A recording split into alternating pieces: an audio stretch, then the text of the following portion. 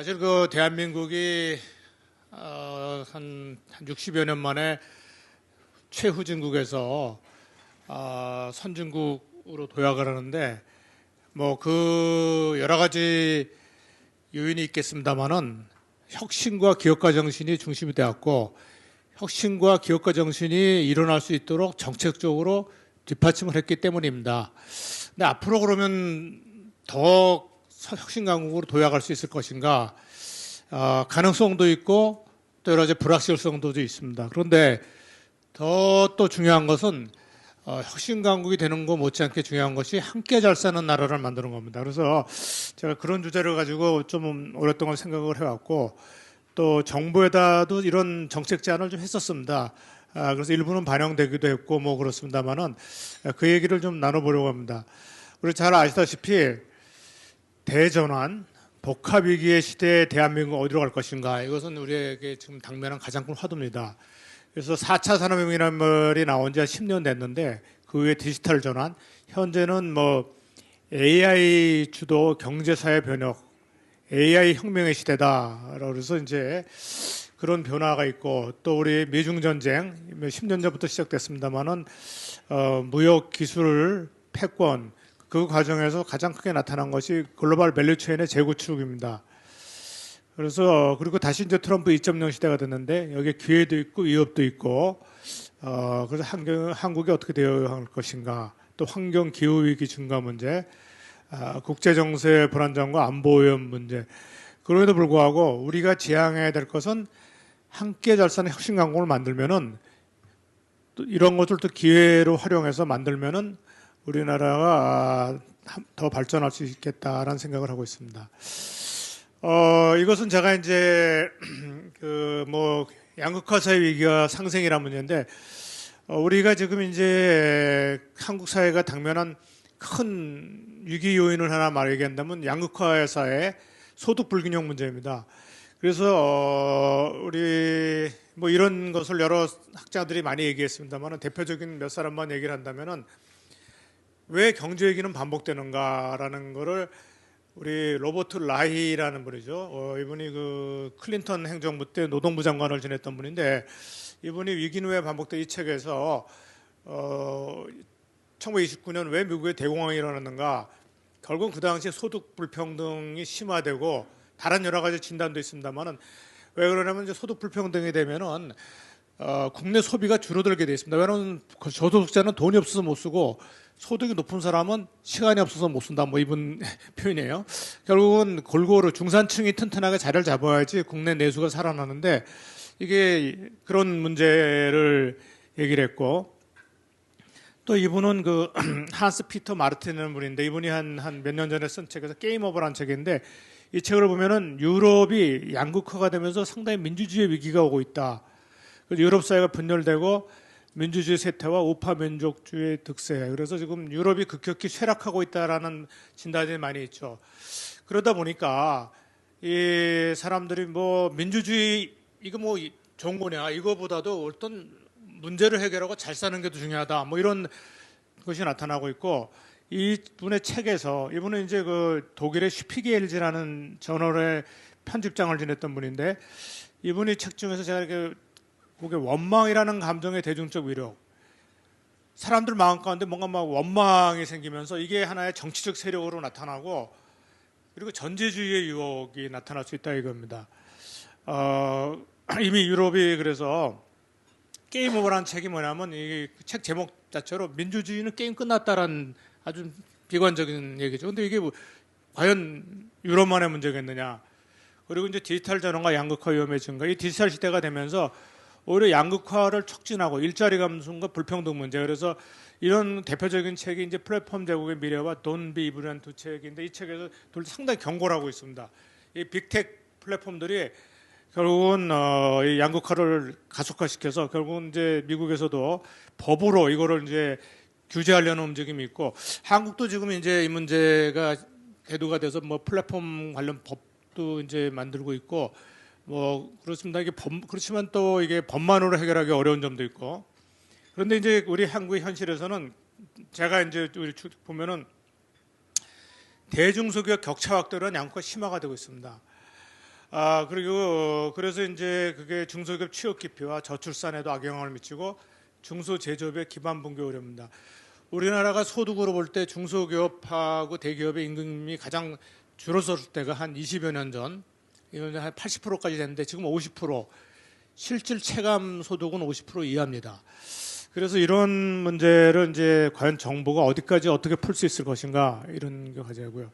그래서 이제 저희가 제시한 거는 함께 잘 사는 혁신 강국이다. 그래서 자유, 개방, 공정, 상생이라는 가치를 기반으로 혁신 도전 창조 사회, 자유, 개방, 역동 경제, 공정, 상생, 신뢰 문화. 그래서 우리 대한민국이 발전해 온 것은 그 자유민주주의 국가를 세웠기 때문이고 세계 만방과 교류하는 자유개방이라는 가치가 굳건하게 뿌리 잡았기 때문입니다. 그런데 그래서 상당히 성공을 거뒀지만 공정과 상생이라는 거에 있어서 상당히 미흡한 점이 있었고 그래서 이제 어느 하나의 새로운 정치 세력이 등장한 거죠. 우리는 이거 좋지만 공정과 상생을 하겠다. 그래서 국민들이 상당히 호응을 하는 겁니다. 그렇게 되면서 이제 그런데 조금 잘못하면은 공정과 상생을 살리려다가 자유와 개방이라는 가치를 잃어버리게 되면은 공정과 상생만도 실현하기 어려운. 그래서 하여간 기본 틀을 이렇게 가져가야 되는 게 아닌가라는 생각에서 제가 이제 제시해봤고요. 그래서 함께 잘 사는이라는 것은 사회를 구성하는 각 주체 간의 이해 갈등과 대립을 줄이고 부문 간의 격차를 해소하여 상호 존중과 협력이 이루어지는 사회를 만드는 것이다. 그래서 지금 대중소기업 임금 격차 축소 문제, 그리고 공정거래 질서 확립 문제, 소상공인 생존 기반 강화 문제, 사업 실패 비용 완화 문제, 사회 안전망 강화 이런 것들이 이제 우리 국가에 주어진 과제입니다. 그래서 이 문제를 이제 해결해야 되는데 또한 혁신 강국이란 과학기술 산업 전반의 혁신 가치가 지속적으로 창출되는 시스템과 문화를 가진 나라다. 그래서 미래 신산업 R&D 투자 확대, 인프라 구축, 규제 완화, 혁신 기술 기반 스타트업과 스케일 활성화, 민간 투자를 촉진하기 위한 세제 혜택과 인센티브 제공, 혁신 기술 활용 사회 문제와 갈등 해결, 혁신과 기업가 정신을 존중하는 문화 전선과 교육 강화. 이것도 지금 우리나라가 그래도 상당히 많이 추진해 온 내용들입니다. 그런데 한 번 더 도약을 하기 위해서는 이것이 사회 전체 시스템적으로 한 번 더 업그레이드 돼야 된다. 그리고 특히 문화적으로 좀 뿌리를 내려야 된다. 이것이 이제 제가 생각하는 그런 겁니다. 자, 그래서 이제 그러면은 과연 혁신 강국으로 도약이 가능한가 이런 내용인데 결국은 그 기업가 정신과 혁신의 선순환 사이클이 잘 굴러가면은 이게 가능합니다.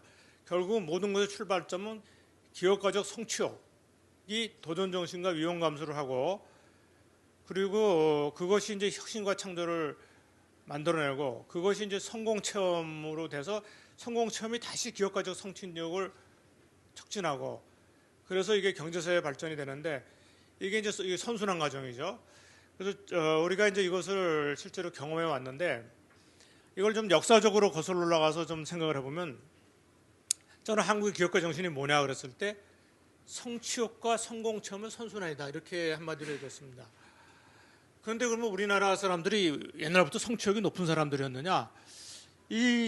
여기 이분 아시는 분 듣겠습니다만 이사벨라 비숍이라는 영국 여인입니다. 이분이 50이 넘어가지고 세계를 돌아다니면서 여행기를 써가지고 나중에 영국의 왕실 지리학계 회원까지 되고 그런 분인데 이분이 이제 1880년대에 조선을 방문했습니다. 84년에. 근데 와 보니까 그 책이 이제 조선과 그 이웃 나라들이라는 책인데 그 책에 보면은 한마디로 이 사람은 세상에 이렇게 더럽고 게으르고 무지한 백성들은 본 적이 없다라는 아주 굉장히 비관적인 평가를 내렸어요. 그 이유를 이분은 어떻게 봤냐면 착취를 당해가지고 뭐 조선 말기에 뭐 완전히 시스템이 무너졌죠. 그리고 착취를 당하기 때문에 사람들이 생산 의욕을 잃어버리고 밀란만 일어나고 그런데 이제 이번에 블라드보스톡에 가다 보니까 거기 같은 조선 사람들이 있는데 깨끗하고 부지런하고 아주 그래요. 그래서 같은 민족인데 어떤 차이가 있는가? 바로 그 이제 자기가 노력하면은 잘 살 수 있는 가능성 그런 거에서 아까 그 착취와 어떤 그런 잘못된 사회적 제도 때문에 이런 상황이다. 이런 건 이제 이분이 이제 기록을 했는데, 그래서 뭐 굳이 해석을 한다면 사회적 이동성에 의한 변화 가능성을 이제 예견한 거죠. 그런데 이분보다 굉장히 그 긍정적으로 우리 민족을 평가한 호머 헐버트라는 분이 있는데, 이분이 이제 1886년에 입국을 해가지고 1917년에 독립운동을 너무 열심히 지원하다가 강제 추방을 당했습니다. 이분이 이제 저는 이분에 대해서는 뭐 아주 그 어느 기업가 한 분이 호머 헐버트 그걸 연구회를 만들어가지고 책도 여러 권 내가지고 제가 읽어봤는데 정말 감동적인 분이죠. 이분은 왜냐하면 이분이 한국에 와가지고 오기 전에 아주 굉장히 미국의 명문 대학을 나왔는데 7개 국어를 하는 언어 천재였습니다. 그러면 딱 한글을 보자마자 세상에 이런 글이 있냐, 이걸 어떻게 또 한 왕이 만들어가지고 시대에 만들어서 쓰고 있냐 그래가지고, 그래서 이분이 그래서 이분이 한글로 배워가지고 1년 만에 한글로 설교를 할 수 있을 정도. 근데 자기는 2주 만에 한글을 다 깨쳤대요. 쓰는 건 당연히 그렇죠. 똑똑한 사람은 한글 문자 그냥 읽고 쓰는 건 2주면 되고, 말을 하는 거나 1년 걸려가지고, 그래서 이제 고종 황제가 이분을 자기의 그거로 삼아가지고 뭐 잘 아시는데 헤이그 밀서 사건 뭐 이런 여러 가지가 이제 있었는데, 이분이 그리고 이제 아리랑을 체포해가지고 또 전 세계 우리나라 음악도 알리고, 그래서 우리 서울 아리랑 그 대상에 있어서 이분의 첫 번째 수상자가 이분입니다. 그래서 이분이 이제 돌아가셨을 때 증손자가 와가지고 아마 이걸 수상을 한 것 같은데, 근데 이분이 어떤 얘기를 했냐면은 이 민족을 보니까 과학적 두뇌와 예술적 감성이 뛰어난 민족이다. 이 민족이 지금은 나라를 잃어버리고 교육을 못 받아가지고 이렇게 어려운 상황이었지만 언젠가 나라를 되찾고 교육을 받으면 세계 최고의 민족이 될 거라고 생각한다. 이분이 이미 100년 전 그 암담한 상황에서 이런 얘기를 했어요. 그래서 이제 이분이 배제학당에서 이승만 대통령도 가르쳤고 그랬는데, 이분이 이제 1948년에 대한민국이 건국됐고 49년에 이승만 대통령이 대한민국 건국의 가장 최고 공로자로 이분을 초청을 했습니다. 이분이 그 당시에 나이가 86세였는데 너무 기쁜 나머지 배 타고 한 달 오는데 너무 노령이 돼가지고 오셔가지고 5일 만에 돌아가셨어요. 그래가지고 저기 양화진에 이제 묻혀 계신데, 이분은 이제 물론 왔을 때 단순히 이런 그 고종황제가 만든 유경공원의 영어 교사로 왔지만 선교사라서 선교하겠다고 하죠. 선교 활동도 굉장히 열심히 했습니다.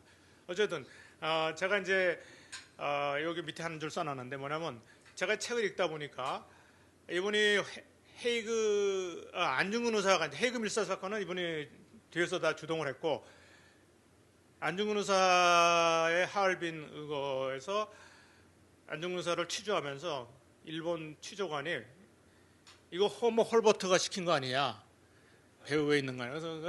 그래서 안중근 의사가 이런 대답을 하더라고요. 나는 호머 헐버트를 만난 적이 없다. 하지만 대한민국 사람이라면 호머 헐버트의 은혜를 한시도 잊어서는 안 된다. 라는 얘기를 안중근 의사가 했습니다. 어쨌든 그러니까 이게 저는 이제 두 분을 얘기한 게, 이게 우리나라의 뭐 기업가 정신과 혁신의 씨앗이 이분들은 본 거예요. 이미 특히 그 호머 헐버트는. 그런데 그래서 제가 이제 정리를 하면은 결국은 왜 어떻게 성취욕과 성공체험이 선순환되게 됐느냐 했을 때, 전통적 계층이 소멸되면서 생존과 성장에 대한 욕구가 강해진 겁니다. 그래서 일제와 전쟁이라는, 한국 전쟁이라는 게 고난이었지만 사실은 그게 또 우리의 이것을 자극하는 하나의 전환점이 된 거죠. 그리고 결국 결정적인 게 자유민주주의 시장경제 체제를 선택한 겁니다. 한국형 기업가 정신의 제도적 기반을 정했고, 헝그리 스피릿, 식민지와 전쟁, 고난의 역사가 캔도 스피릿으로 전환됐고, 우리가 그리고 유교문화 국가에서 높은 교육률이 성취욕과 학습 역량, 캐치업을 하는데 굉장히 강했고요. 그리고 정부가 정책적 인센티브를 제공했습니다. 당근과 채찍을 통해서 자원 배분의 효율성을 높인 거죠. 그래서 제가 이제 그걸 쭉 연구를 좀 하면서, 뭐 좀 긴 얘기이기 때문에 짧게 줄여서 얘기를 하면은, 전 세계적으로 보면은 혁신의 글로벌 사이클, 그리고 기술 산업 주도권이 이동을 합니다. 그래서 20세기 전에 19세기, 18세기, 19세기는 유럽, 영국, 독일, 주도를 했지만 20세기 전반에는 미국이 주도를 했습니다. 2차 산업혁명, 전기, 석유, 에너지혁명이고 우리가 잘 알고 테일러의 과학적 관리법이나 OBOR 뭐 이런 쪽 경영학에서 얘기하는 거고. 근데 60년대, 80년대 일본이 한때 주도를 했습니다. 근데 일본이 주도한 것은 사실 QC라는 기법, 퀄리티 컨트롤은 미국이 일본을 생산 기지화하면서 전수해 준 건데 일본이 이걸 너무 잘 배워가지고 TQC, TQM, TPM으로 발전시켰고 뭐 생산성 향상 운동, 3.5S, G2 이거는 아마 현장에 계신 분들 너무 잘 알 거예요. 우리나라에서 한 30년 전, 40년 전에 혁신한다 그러면 전부 이거 했습니다. 이것도 기업 현장에서. 그래서 그런데 한국은 일본 주도 혁신 시대에 글로벌 혁신 사이클에 막차 타기를 성공해서 그게 이제 철강, 조선, 전자, 자동차 중으로 나타난 거죠. 그러다가 이제 80년대에 미국이 반격을 한 겁니다. 자, 산업화 시대에서 도저히 일본을 당해낼 수가 없고 자동차, 전자, 뭐 반도체, 메모리부터 해서 일본한테 밀리기 시작하니까 근데 미국은 그래서 뭐 BPR, CSM 고객만족 경영, 식스시그마, 특히 식스시그마 같은 게 이제 일본보다 더 품질을 높여보자 해서 했는데 결국은 정치적으로는 G5 플라자를 통해서 일본을 앵고 시도를 만듦으로 해서 일본을 좀 약화시켰고 경쟁력을 그리고 결국은 이제 지식정보 시대로 가면서 미국이 주도권을 잡기 시작을 했습니다. 그래서 그 과정에서 85년 G5 플라자 이후에 한국 제조업 경쟁력이 약진을 하게 되었습니다. 제가 이제 박사 논문을 어떤 걸 썼냐면은 철강, 자동차, 반도체에서 일본의 도전과 미국의 응전입니다. 그래서 제가 그걸 자세히 한 3, 40년 동안 들여다봤거든요. 정말 한국은 천운이다. 일본이 반도체로 급속히 성장할 때 한국이 반도체에 들어가가지고 한 10년 고생했지만 10년 만에 일본을 넘어서 버렸거든요. 이게 한국의 국가의 운명을 바꾼 겁니다, 사실은. 만약에 뭐 생각해 보십시오. 만약에 지금 반도체 때문에도 지금 뭐 여러 가지 어려움이 있었다면, 만약 우리가 반도체를 못 키웠다. 그 당시에 이병철 회장이 81년에 반도체 들어가려고 그럴 때 다 반대했습니다. 그리고 삼성 임직원도 이거 삼성 아주 태평양 바다로 끌고 들어가는 행위다. 그런데 어쨌든 그 기업가의 결단 뭐 그런 것이 굉장히 중요한 역할을 했는데 그래서 이제 90년대 미국 주도 지식정보 시대가 됐고 그래서 한국이 이제 이런 분야에서 강국으로 도약을 했죠. 그래서 결국은 지금 이제 4차 산업혁명과 디지털 전환 시대인데 지금 이제 이 미국 주도하에 독일, 일본, 중국, 한국 등이 각축하고 있고 한국은 이렇게 해가지고 여기까지 왔는데 지금 이제 이런 변화 속에서 기회도 있고 위협인데 제가 볼 때 이제 한국의 뭐 국가의 가장 큰 과제는 뭐냐면 이 차이나 블랙홀 문제. 사실 저는 한 30년 동안 중국을 들여다보면서 차이나 블랙홀이라는 말을 제가 자주 했어요. 중국이 모든 걸 빨아들인다.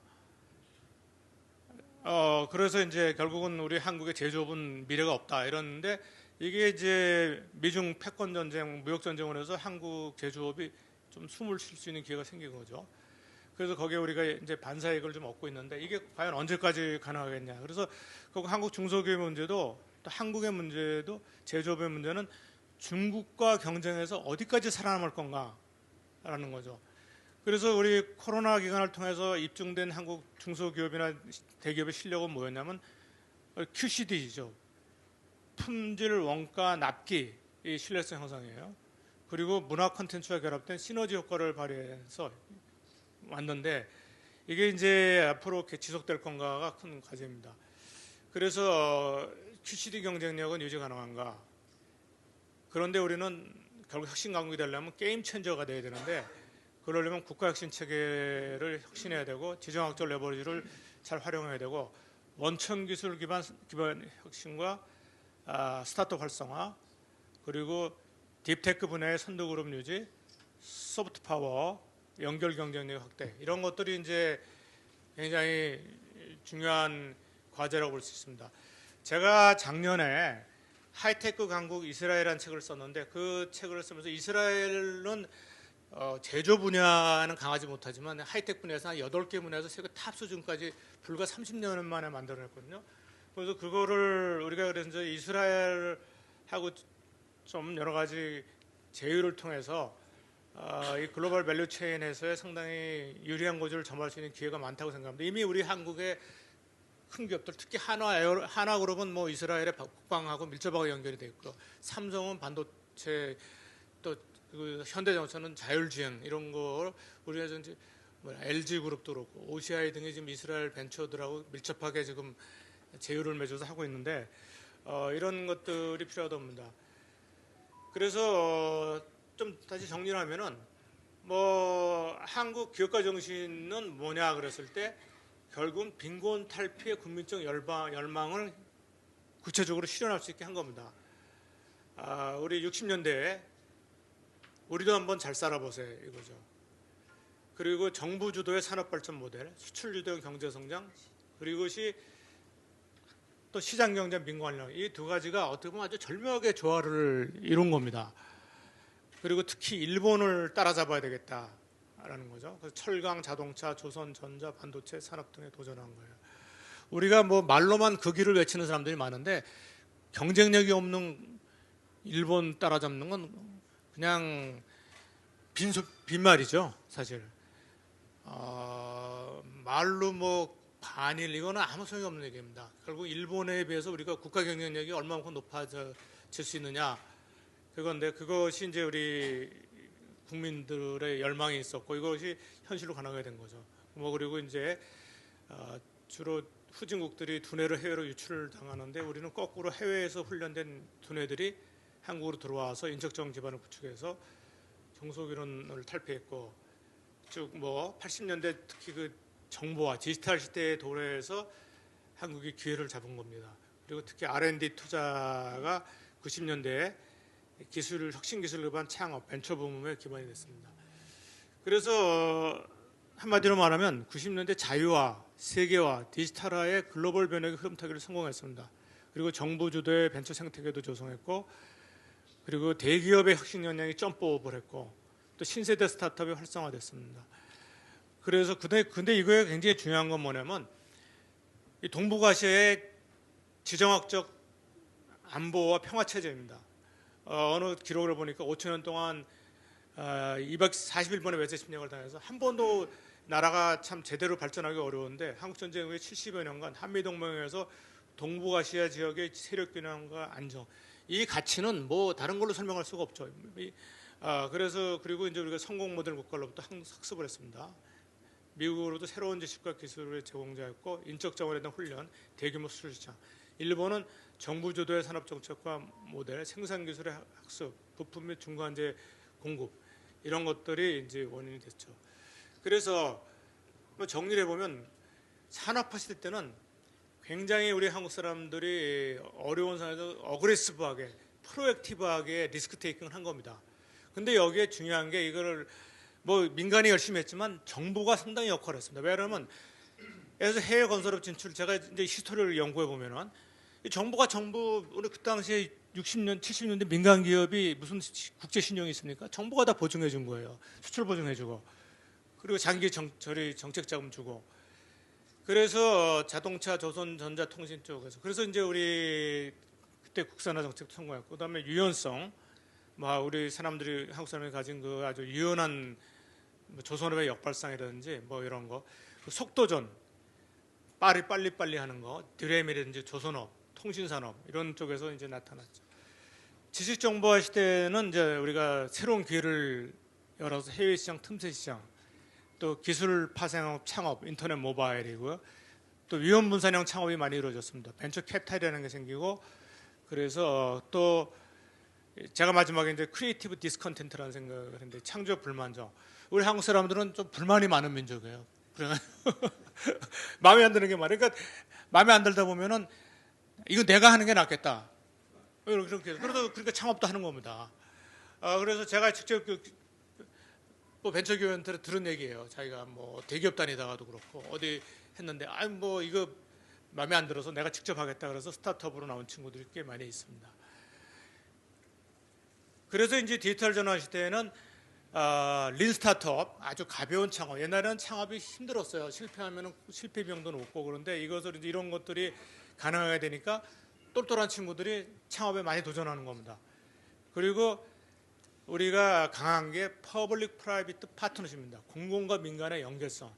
이게 또 그래서 뭐 공공 모태 펀드도 있고 민간 모태 펀드 등장했고, 그리고 이제 팁스 이스라엘 테크 인큐베이터 프로그램을 제가 이제 2013년에 청장되자마자 만든 건데 나중에 좀 자세히 소개하겠습니다만은 이것도 민간 정부의 파트너십이 아주 성공적으로 이루어진 겁니다. 그리고 이제 오픈 이노베이션 개방 혁신으로 해서 이제는 이제 대기업만 따라가는 게 아니라 대기업과 벤처기업이 파트너십을 하고 또 M&A 또 코퍼레 벤처 캐피탈 이런 것들을 통해서 오픈 이노베이션이 좀 더 활성화돼야 된다.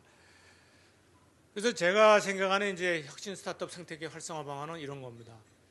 한편으로는 시장 확대가 굉장히 필요합니다. 특히 뉴 프로덕트, 신제품, 혁신 제품, 특히 스타트업들이 만든 제품을 활성화시켰는데 여기에 굉장히 중요한 역할을 해야 되는 것이 공공구매입니다. 그리고 규제 혁파고요. 그런데 시장 확대하는과 동시에 투자 확대가 이루어져야 됩니다. 근데 이제 우리 가끔은 이제 투자를 늘려라 이런 얘기를 많이 하는데 시장 확대가 이루어지지 않은 상태에서 투자 확대만 하게 되면 버블이 형성이 됩니다. 그래가지고 이미 그 2000년에 우리 인터넷 버블 때 경험한 거죠.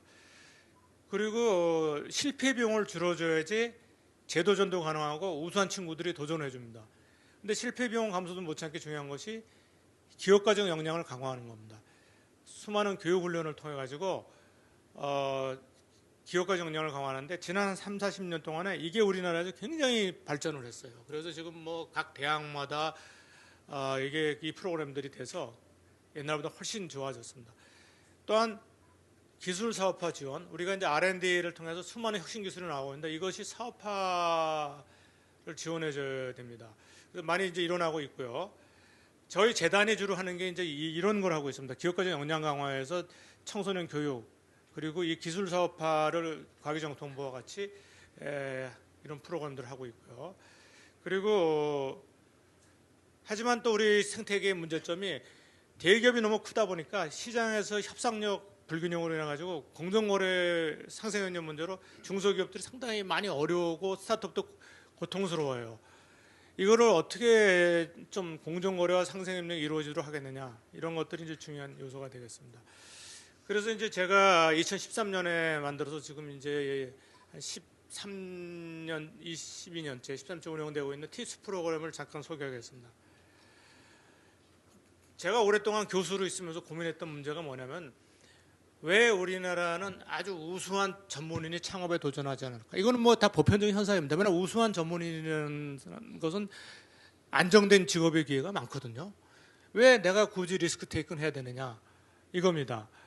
그런데 결국은 혁신 강국을 보면은 전부 그 사회의 우수한 전문 인력들이 과감하게 도전한 겁니다. 한 10여 년 전에 EU에서 이런 보고서가 나왔습니다. 왜 EU에서는 빌 게이츠가 나오지 않는가? 그 결론이 그겁니다. 젊은이들이 도전을 하지 않고 리스크 테이크는 안 하려고 그런다 이겁니다. 미국에 비해서. 그래서 이제 뭐 하여간 이래가지고 이 자금과 보육 멘토링 인프라 이것이 갖춰해가지고 할 수 있도록 그래가지고 디자인했는데 이렇게 디자인한 겁니다.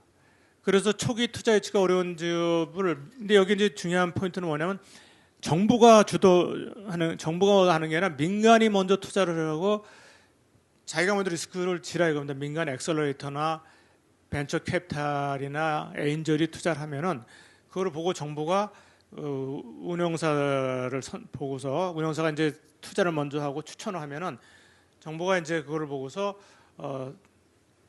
후발로 투자와 마케팅, R&D 지원과 특히 글로벌 마케팅 지원까지 해서 3년에 걸쳐서 10억까지 자기 투자 없이 10억까지 받을 수 있는 프로그램인데 그 전에 제가 이제 기술 지원 창업 지원 프로그램이 정부에 있었는데 한 2억 정도 1, 2억 지원해 주는 겁니다. 근데 1, 2억 지원해 가지고 리스크를 감당 못 하고 그래서 이렇게 했을 때 상당히 내부적으로는 이거 너무 과한 거 아니냐. 그런데 저는 이제 이 정도 해야지 움직일 거다. 그런데 진짜로 결과가 상당히 성공적으로 나타났습니다. 근데 여기 중요한 거는 단순히 자금 지원만 해주는 게 아니라 성공 벤처이나 선도 벤처 캐피탈들이 지식과 경험을 멘토링하고 코칭을 해주는 겁니다. 이게 이제 굉장히 성적으로 나타나고 그래서 쭉 진행이 돼가지고 2015년에 강남의 팁스타운이라고 또 만들었고 그래서 이게 정권이 바뀌었는데도 계속 후속 이런 것들이 나와가지고 지금까지 한 13년을 지속되고 있고요. 그래서 보면은 처음에 운영사 5개, 한 15개가 2013년에 시작이 됐는데 현재 운영사가 122개로 늘어났고 1년에 900개 정도 창업이 돼서 그렇습니다. 그래서 지금 한 3,700개가 됐는데 생존율이 90%가 훨씬 넘습니다. 거의 95% 정도 돼요. 거의 안 망합니다. 그러면 워낙 우수한 친구들인데다가 이렇게 하고 특히 그 외국 후속 자금들이 굉장히 많이 들어왔어요. 민간하고 외국에서. 그래서 여기 보면은 이제 여기 주로 어느 분야에 들어왔냐면 정보통신, 바이오, 지식서비스, 기계, 소재, 전기전자, 화학, 에너지, 세라믹. 지금 우리 AI 100대 기업 중에 80%가 팁스의 프로그램에 지원을 받은 기업들입니다. 그래서 지금 여기 그렇죠. 120여 개의 컨소시엄에 3,754개에서 창업했고 그래서 운용사 엔젤 투자가 8,800억 정도가 들어갔는데 여기에 이제 국내에 대기업 출신 전문직이 창업자로 들어왔고 M&A 후속 투자 글로벌 진출에 다양한 성과가 이루어졌습니다. 그래서 이제 언론에 소개된 또 외국에 소개된 이런 성과에 대한 건데요. 자, 그래서 여기 보면 여기 이제 그겁니다. 단순히 정부만 한 게 아니라 정부 민간 투자가 15조가 들어왔고요.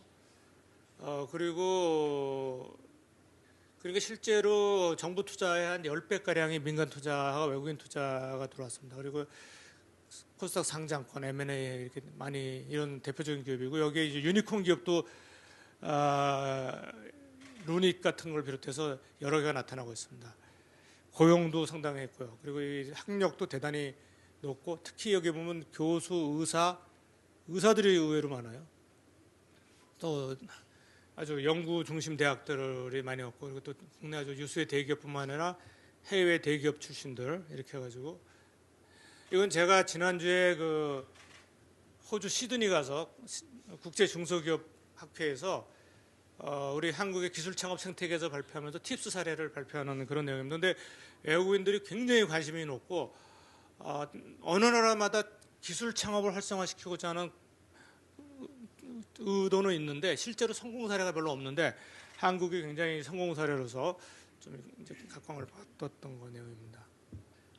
결국은 우리가 이제 정부가 상당히 역할을 많이 해왔습니다. 한때는 뭐 정부가 60%, 70%까지 투자자금에 스타트업 투자자금을 마련했는데 이제는 50%인데 이제 민간이 더 역할을 많이 해줘야 된다.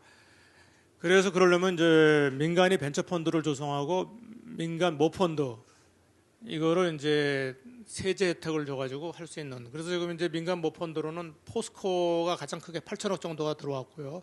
그 외에 지금 만들어지고 있는데 그리고 이제 이게 지금 벤처업계에서 요구하는 겁니다. 퇴직연금 벤처 투자를 좀 허용해달라. 외국에서는 연기금이 많이 들어왔는데 우리는 조금 이제 조심스러워서는 안 들어오는데 여기 손실보전 장치만 마련해서 들어와서 근데 이번 정부가 이미 발표했더라고요. 30조로 늘리겠다고.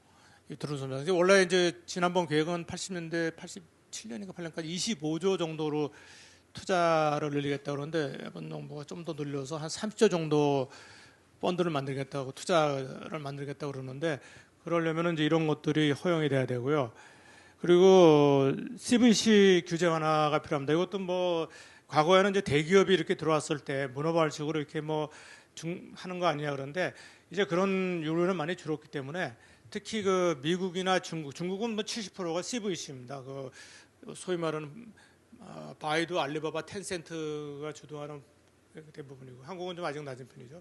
그 개인 투자를 활성화하기 위해서 소득 공제를 확대, 특히 상속 증여재산 벤처 투자 시 과세 이연. 저는 이게 굉장히 필요하다고 생각해요. 왜냐하면 어차피 이게 이제 우리나라가 상속세가 굉장히 높거든요. 이거를 벤처 투자할 경우에는 세금을 좀 이연해주겠다 이렇게 해야지 이거를 더 개인도 좋고 기업도 좋고 소득공제 확대 이거 뭐 엔젤 투자도 끊이면 사실은 전보다는 많이 늘었습니다. 제가 청장 때도 엔젤 투자의 소득공제를 뭐 굉장히 100%까지 높이기 그랬는데 이게 좀 필요하고요. 또 중요한 것이 투자 회수 속도를 제고하는 겁니다. 그래서 이건 뭐 방법이 여러 가지 있습니다만 M&A 활성화 굉장히 중요하고요. 세컨더리 펀드 확대라든지 스타트업 인수 시 법인세 감면, 투자세 공제 등 인센티브요. 제가 그래서 청태 때 이걸 20%까지 했는데 이걸 다시 10%로 환원시켰는데 이거를 저는 20% 이상 해가지고 왜냐면 어차피 스타트업을 인수하는 거는 R&D 투자나 마찬가지거든요. 벤처를 하는 것은 기술을 얻고자 하는 것 때문에 그럼 기술 투자로 간주해서 R&D만큼 세제 혜택을 줘야 되는 거죠. 그리고 기술 기업 관련 계열 편입 완화 문제라든지 그래서 여기 얘기드립니다. 그래서 이미 뭐 미국이나 일본에서도 중소기업 M&A 활성화 이런 걸 해가지고 양도세 면제 같은 걸 하고 있거든요. 우리가 조금 더 과감하게 할 필요가 있다 이렇게 보고 있습니다. 그 대학이 중요한 역할을 해야 된다. 그래서 이걸 이제 기업가형 대학이라고 얘기하는데 앙트르프레뉴얼 유니버시티. 미국이 한 40년 전, 30년 전에 미국 대학들이 이렇게 전환됐고 제가 이제 한양대학에 있으면서 이걸 계속 강조해서 한양대학은 굉장히 모델 대학입니다. 특히 제가 최근에 그 안산 에리카라고 부르는데 거기 한번 초청돼서 강의도 할 겸 봤는데 앞으로 한 10년쯤 지나고 나면 한양대학교 에리카가 아주 굉장한 이 기업가형 대학으로 모델일 거고 지금 우리 모델을 본다면은 카이스트 그리고 포스텍 한양대학교가 상당히 선도고 그다음에 이제 뭐 서울대 연도 스카이가 또 상당히 과거보다는 굉장히 많은 변신을 하고 있고 또 제가 바로 엊그제 충남대학에서 열린 그 학생 창업 주간에 보니까 뭐 충남대학 같은 데도 지금 국립대학도 상당히 변신을 하고 있는 데서 왜 이게 중요하냐면 이게 이제 앞으로 보면 이제 저출산 학령 인구 감소로 대학은 이제 생존 위기로 가고 있습니다. 또 지역 대학은 너무 어려워요. 그래서 이제는 대학이 정말 이 가치 창출을 하는 대학이 되지 않으면은 생존이 어려워요. 그 중에 하나가 대학 중심의 지역 스타트업 생태계의 고도와 지역 특화 벤처 캐피탈 타운 조성 등 이런 것을 해서 이미 좀 앞서가는 대학도 있고 그래서 이거를 좀 정책적으로 조금만 더 밀어주면은 뭐 모든 대학이다 이렇게 갈 수는 없습니다. 뭐 특히 그렇지만 이런 것을 통해서 대학이 변신해야 된다. 그리고 규제 개혁을 통한 시장 확대. 그래서 이 지금 우리나라가 뭐 규제 개혁한다고 노력을 많이 했습니다만은 뭐 이해관계자 갈등 문제, 우리 타다권을 볼 때도 거의 다 되기로 한 거를 그냥 정부가 잘못 정부라기보다 국회가 잘못 개입해가지고 망쳤는데 어쨌든 AI, 로봇, 바이오헬스, 리갈테크, 비대면진로, 기후테크 분야에서 시장 선정 기회를 만들어야 되고요. 저는 이거를 좀 강조하고 싶습니다. 주 5시간 제도 운영의 유연화를 통해서 R&D 경쟁 생산성 제고해야 됩니다. 이제 제가 청장 때 그 당시 이제 민주당에서 이 주 50시간 제도를 만들겠다고 그래서 제가 좀 반대를 했습니다. 왜냐하면 현장 얘기를 들어보면 우리나라에서의 뿌리 산업과 인력이 없어요. 근데 그거를 이렇게 해버리면은 굉장히 경쟁력이 떨어질 뿐만 아니라 R&D에서 뭐 딱 시간 정해놓고 R&D를 하는 게 아니잖아요. 그래서 반대를 했는데 그 당시에 이제 뭐 OECD 기준 뭐 우리가 일을 많이 한다는 건 사실이에요. 그래서 그렇게 됐는데 저는 이제 여기에 국가 지도자가 확실하게 철학을 가져야 되는 게 뭐냐면은 우리의 경쟁상대는 유럽이 아닙니다. 중국이에요. 중국은 이런 거 없거든요. 중국의 R&D 경쟁이 지금 얼마나 높아지고 있습니다. 제가 이대로 놔두면 중국한테 다 따라 우리나라 뭐 중소 제조업이 왜 수출 경쟁이 없느냐 그랬을 때 R&D 경쟁력이 없는 겁니다. R&D 경쟁이 없는 이유는 임금 격차로 인해서 우수 인력을 확보할 수가 없고 또 이런 제도적인 제약, 뭐 그다음 중대재해처벌법. 그래서 이거를 지금 돌이키기는 힘들지만 유연화만 시켜도 됩니다. 연 단위로 묶는 6개월 단위로 묶어가지고 총액으로 해서 일을 할 때 많이 할 때 많이 하고 안 할 땐 조금 하고 그다음에 노사 간에 합의하면 좀 더 일할 수 있고 이렇게만 가도 될 텐데 하여간 이거를 푸느냐 못 푸느냐가 이번 정부가 실력이 있느냐 없느냐입니다. 뭐 말로만 뭐 국가 경쟁을 높이겠다 해봤자 이거 하나 못 풀면은 사실 아무것도 아니죠. 뭐 이거 당연히 이제 민주노총에서는 뭐 이거 반대고 그리고 이제 뭐 이런 거 인재 보상제도 마지막에 이제 실패 후 재도전이 가능한 생태계를 조성하는 겁니다. 그러기 위해서는 투자 중심의 자금 조달 생태계를 강화해야 됩니다. 융자 보증인데 제가 이제 청장 때 앞서서 없앤 것 중에 하나가 뭐냐면 정부 자금을 받았을 때 창업자 연대보증제도를 없앴습니다. 창업자 연대보증이라는 건 뭐냐? 실패하면은 그 회사의 모든 부채를 창업자가 되게 돼서 그대로 신용불량되는 겁니다. 대표적으로 우리 그 메디슨의 이민하 회장이 창업자 연대보증 때문에 신용불량자 되지 않았습니까? 그렇게 우리나라에 사실 그 벤처라는 걸 일으킨 선구자 이민하 회장인데 그분은 자기 재산 하나도 안 챙겨놨던 거예요. 자기 재산 뒷주머니를 만들어서 문제 없었을 텐데 안 하고 회사가 망하는 순간에 그 모든 부채를 다 떠안았단 말이에요. 그대로 신용불량이 돼버린 거죠. 그래서 이민 회장이 이거를 이제 헌법소원을 낸 거예요. 왜 기업에 실패했다고 내가 신용불량이 돼야 되냐. 그래서 이거 행복권 침해다 그러는데 헌법소원에서 패소했어요. 제가 열심히 도와줬었는데 그때 예를 들면 이런 겁니다. 그래서 제가 팁스를 만든 이유도 그겁니다. 결국은 이 실패 비용을 줄여줘야지만 또 소위 말하는 데스밸리죠. 창업해가지고 한 3, 4년 되는 데스밸리를 넘어갈 수 있게 해줘야지만 우수한 친구들이 도전할 수 있다라는 생각을 해보니까 되는 거예요.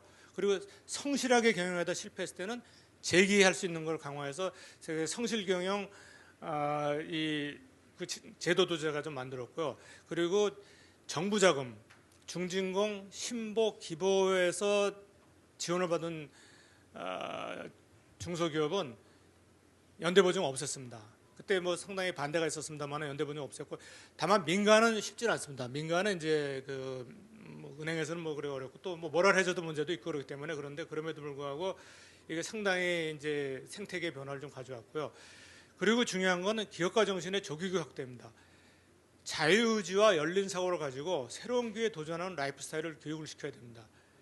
그래서 이제 지금은 90세, 뭐 100세 시대이기 때문에 언젠가는 스스로 사업을 하거나 도전해 볼 수 있는 기회가 가져야 되기 때문에 이거를 이미 일찍이 초등학교 때부터 뭐 훈련을 시키는 거죠. 사업하는 훈련이 아니라 아까 했듯이 자유, 개방, 공정 상생 또는 어떤 이런 도전, 성취 정신 이런 것들을 교육시켜서 하는. 그래서 이제 여기서 이제 뭐 빌 게이츠도 나오고 저커버그도 나오고 그런 미국이 나오듯이 우리나라에서도 이런 것을 했을 때 앞으로 다음 세대에 그런 좋은 교육까지 나올 수 있다고 생각합니다. 그래서 이제 사실 한국이 뭐 여러 가지로 기회도 있지만 어렵지 않습니까? 그런데 어렵기 때문에 제도와 이 사회를 막 원망하며 불평으로 사는 것과 어렵지만 내가 기회를 한번 추구해보겠다, 한번 도전해봤다. 어떤 젊은이들을 키우는 나라가 미래가 있겠습니까? 당연히 후자입니다. 그래서 이거는 이제 뭐 집에서도 그렇고 또 학교에서도 그렇고 사회 곳곳에서 이러한 그 기업가 정신과 도전 정신, 혁신 창조 마인드를 고취하고 또 좋은 성공 사례들은 높이 평가해주고 해야 됩니다. 뭐 우리나라는 그런 걸 자꾸 이렇게 폄하하는 문화가 좀 있는데 그렇게 됐을 때 우리 대한민국이 한번 이 당면한 여러 가지 어려움을 극복하고 한번 도약을 해서 함께 잘 사는 혁신 강국이 될 수 있다고 생각합니다. 감사합니다.